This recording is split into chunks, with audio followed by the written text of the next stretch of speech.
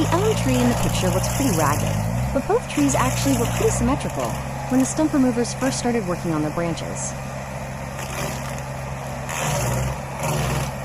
We knew that the trees needed to come down. They were too big for our neighborhood. And besides, the neighbors didn't like them. They were afraid that limbs would break off in a strong wind and come crashing down on their roofs.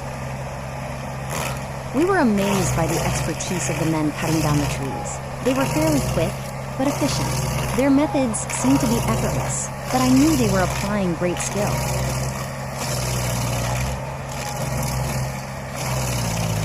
We really didn't know what the final results might look like in bringing down 2 huge elm trees, but we felt that it was the right choice to have them cut down.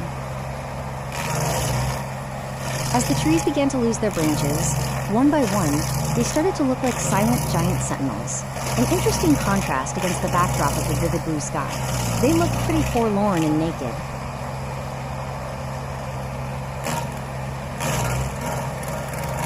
But my husband had to have the last word. He stood on the stump as if to say, "I'm the king of the mountain." I couldn't argue with that. We had made a plan and stuck to it. It was something to be proud of. The mess in the yard was tremendous when the men finished cutting down the trees, but they removed most of the debris and carried all the cut logs away. This was our experience after having 2 large elm trees removed from our backyard a few years ago.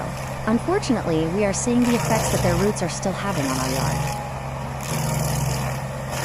Now that the trees were gone, why not take advantage of the yard's increased access to sunshine by putting in above-the-ground planters and starting a garden?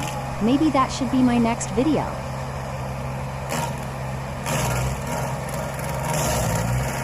Please like and subscribe to this channel so that you can enjoy more of our fun adventures.